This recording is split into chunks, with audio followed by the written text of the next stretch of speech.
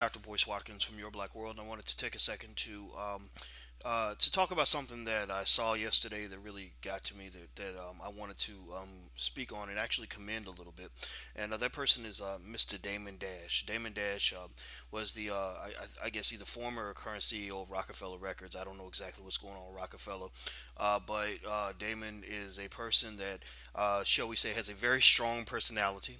I saw his interview on The Breakfast Club. I don't know the guys on The Breakfast Club. I've been on that on Power 105 a few times in New York, and I know Charlemagne the God from back in the day when I used to go on the Wendy Williams show when he was on there. And so, I've always had a degree of respect for Charlemagne. I also have a degree of respect for Damon Dash. I know Charlemagne. I don't know Damon. I don't know DJ Envy or Angela Yee. But I saw this interview, and people brought it to my attention. People from Financial Juneteenth, one of the platforms we run on financial literacy, brought it to my attention. And Damon, is deep in hip hop culture. He's part of hip hop history. He was basically the guy that really got Jay Z where he is today. I don't know what happened between those two. I don't know exactly how they fell out. I've seen different stories, and I was in a film for Moguldom Media that involved Jay Z, but my focus was more so on Jay Z and what he represents today, as opposed to the history and the he say she say. I mean, in New York, it's really interesting because there's always this sort of almost like this interesting kind of back and forth, gossipy kind of thing going on, where you've got these characters in New York that have been around for 20 years, all of whom have their different relationships, complex relationships with each other. And I find it fascinating. I've been kind of in the mix of some of that, but at the same time, I try not to get too mixed up with that, just because I'm not a native New Yorker. I lived in Syracuse, New York for a long time, but that's not the same as being a New Yorker, and I don't even pretend to be. But here's where I wanted to give my boy Damon some serious props. Damon Dash went on to the Breakfast Club and probably gave what I think was one of the best interviews of all time, because it wasn't the bullshit. It wasn't just, yeah, yo, man, I'm just trying to get money, and my album coming out, man. I want everybody to check out my record. Like, it wasn't anything sort of coonish, sort of typical, sort of stereotypical, because unfortunately many black celebrities have become puppets. To these white and Jewish puppet masters, these individuals that basically have bastardized black culture. They've taken hip hop, grabbed it by its neck, and turned it into a corporate hoe, and made it into just something that even native New Yorkers don't recognize what the hell is coming on the radio half the time. And it's really been just almost something that is just utterly disgusting and painful to watch if you are a true fan of hip hop. What I like about Damon is, Damon is to some extent kind of a breath of fresh air in terms of really telling it like it is, really letting people know, like, stop trying to pretend like this is not a race issue. Stop trying to pretend like black men are not being oppressed. Stop trying to pretend like they want to put every black man in America in prison. Black men are the most incarcerated group of human beings on the entire planet. We are the most marginalized group of people in America. We are the most unemployed group of people in America. We are the most likely to be shot down in the street, whether it's by a cop or by another black man. We are the most likely to endure all forms of other types of discrimination in this country. We are kind of getting our ass kicked at the bottom of the barrel. And when you're getting killed like this, when you are in a basketball game and you're down by 50 points, or you're in a battle and almost every soldier has died, you kind of need a hero. You need a hero who just says, you know what, political correctness is out the window. I'm going to stop trying to be nice to people. I'm going to stop trying to make friends. I'm going to stop trying to kiss ass. I'm going to stop trying to get white people to accept me and to love me. I'm going to be a man, very simply put. And to some extent, I see Damon Dash as one of those heroes. Damon Dash is a person who doesn't mince words. If you've heard him speak, you know that he goes pretty hard, to the point where a lot of people don't like him. And I don't know anything about that. I don't judge it one way or the other. But at the same time, I think Damon understands that it's not so much, especially for men, it's not so much a matter of people liking you all the time. It's a matter of them respecting you. And I can tell you this, especially for young black men who are watching, and young black women as well. A lot of times, the more somebody likes you, the more they might disrespect you, or they might respect you more as an enemy than they would respect you as a friend. If you're always going along with what somebody else is telling you to say and telling you to do, then you've pretty much sold your integrity to the point where they're going to look at you and not have any any respect or appreciation for who you are. They're going to see you for what you are, which is pretty much a sellout and maybe a coon. And coonery sells. We know that. We see what Lee Daniels is doing with the Empire. We see what happens in Hollywood, where so many black stars become so watered down that you would pretty much think that they're white. You see where rappers pretty much will say anything on a record that the white or Jewish record label tells them to say, even if it's destructive to their community. You can't have black men, leaders of our community, supposed leaders of our community, going out here rapping about murdering little babies or killing other black men, getting high and drunk all the time, celebrating our own genocide. You really just can't do that. I mean, don't get me wrong. People do what they're going to do. We know gangster culture is real. We know people have different perspectives on life and on the world. But we got to understand that this music is being used to kill us. It's not always killing us physically. Sometimes it does get to that point, but it's also killing us psychologically. And if somebody kills you psychologically, then they don't need to kill you physically, because you're going to kill yourself. All they have to do is convince you to become suicidal. And suicide does not have to be an instantaneous process. Suicide can be very slow. If you get high and drunk every day, you're slowly committing suicide. If you are out here thugging and carrying a gun and getting caught up in nonsense, you're slowly committing suicide. If you've marginalized yourself and you're so afraid to do anything productive with your life, or you've been convinced that ignorance should supersede education, that stupid, that this dumb mentality that's being promoted should supersede critical and powerful and empowered thought for black men, then you pretty much pulled yourself out of the game. You've made yourself a non-factor. You've aborted yourself after your birth. You might as well have been aborted, because your presence does not matter on the playing field. And so what I like about Damon Dash's interview, which I thought was so cool, is that he's really reestablishing the significance and the importance of manhood in the black community. Again, I'm not singing Damon's praises in terms of saying that he's perfect. We all know the brother ain't perfect, but who is, right? I know I sure as hell am not. But here's the thing, we need black men to be exactly that. We need them to be men. We don't need these sissy boys out here. We don't need boys that, and I'm talking about sissy boys who have no interest whatsoever in doing the things necessary to lead a community, to build a community. I believe strongly in black family. So if you think that being with a white woman is always better than being with a black woman, then I don't really know exactly what use the community really has for you. It doesn't mean that you can't fall in love with a white woman. It happens all the time. People love who they want to love. But at the end of the day, I think black women need love. Black women need protection. Black women need us to step to the forefront and to become men. And sometimes black men get in the way of us becoming men. Sometimes black women get in the way of us becoming men. But at the end of the day, it's up to black men to make the decision that, damn it, I'm going to be a man. And manhood partly starts, and this is where Dash definitely comes into play, a lot of your manhood as a black man, I want every brother to hear me when I say this, much of your manhood starts on your ability to provide economically for the people that you care about. Your babies need to eat. Your woman's gonna need you to go out here and hunt and kill and take down shit so you can provide for the people that you love. That's what she needs. She needs you to be a warrior. She needs you to be strong.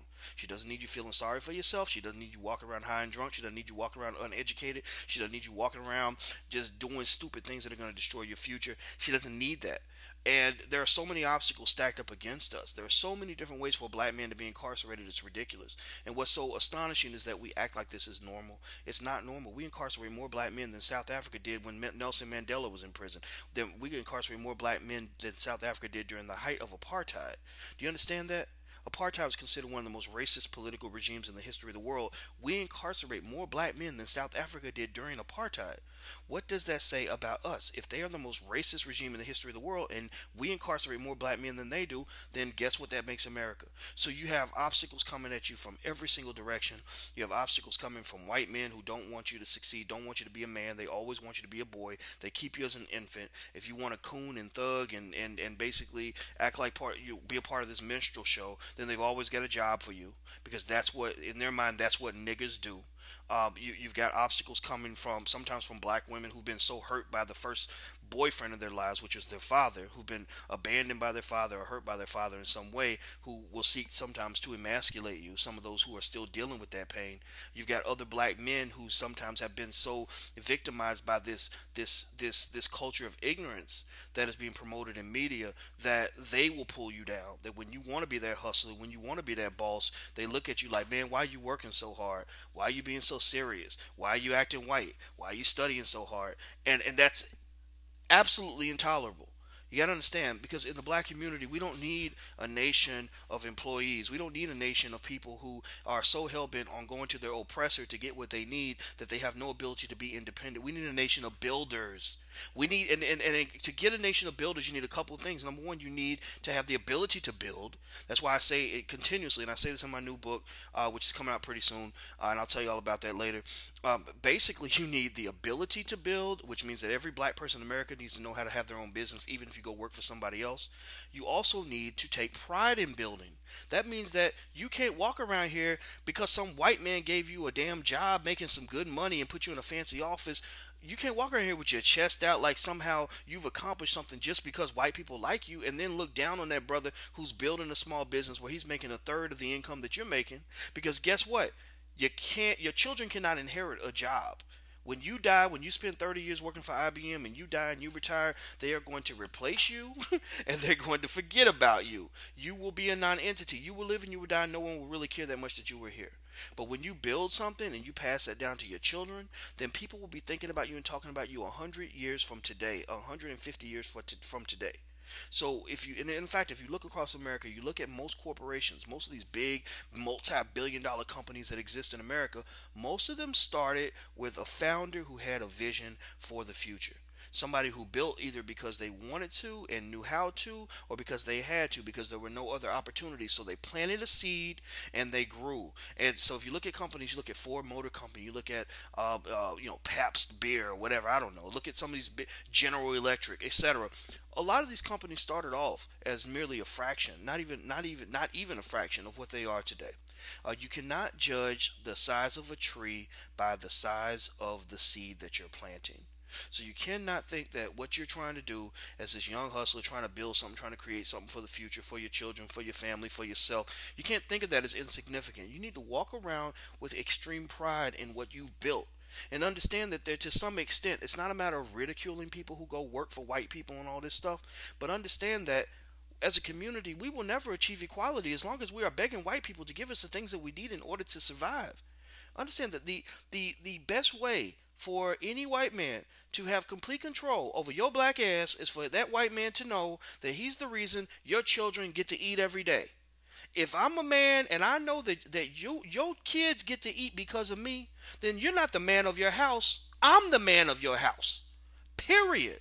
So when I think about Damon Dash, and what I love about Damon is that Damon is very clear, very explicit about his pride in being an entrepreneur. He says, "Look, I'm not out here like Jay-Z making Jay-Z money. I'm not out here doing what Kanye's doing, making Kanye money." But he made a very clear point. He said, "All these people out here that you think are bosses, that are supposedly running everything, these people that we idolize, these celebrities that we worship, and black people spend too much time worshiping celebrities. We shouldn't be worshiping celebrities because most celebrities that we worship in black America would not have anything if a white man had not given it to them. Most of them, if you're a famous rapper, it's because a white man gave you a record deal. If you're a famous singer, or same thing. If you're a famous actor or actress, it's because a white man gave you a movie deal or a TV deal. If you have a big radio show, it's because a white man gave you a radio show. If you're a famous author, a lot of times it's because a white man gave you a book deal. The question is, what did you give yourself?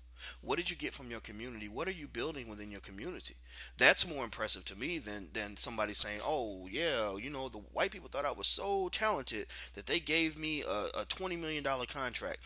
I mean, that's nice. I mean, maybe you can build something from that. But at the same time, you have to think about something bigger than what's in front of you right now. You have to think about something bigger than yourself. So if you're taking that white man's money and you're parlaying that into something that you're building on your own, that's fine. But I can tell you, I have very little patience when I hear Hollywood actors and actresses complain that, "Oh, Hollywood won't make this kind of movie. Hollywood doesn't want to tell our stories. Hollywood won't give us any jobs." Well, I mean, is that really their job?